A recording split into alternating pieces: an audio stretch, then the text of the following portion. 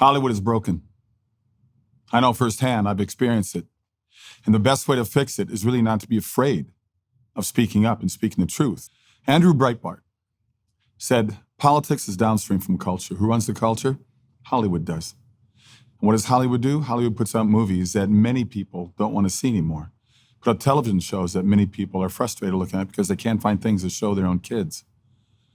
I had gotten to a point that I got tired of hearing what people were saying on the set.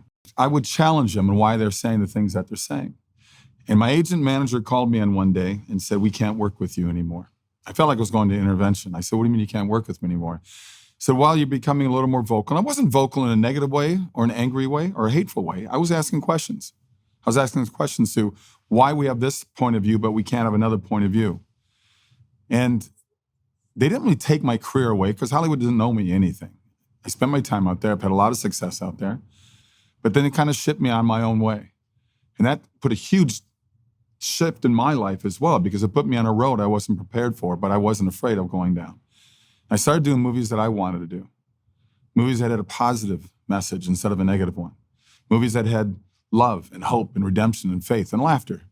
Things that Hollywood's forgotten because the many things that come out of Hollywood right now deal with anger and hate and violence and sex and divisiveness.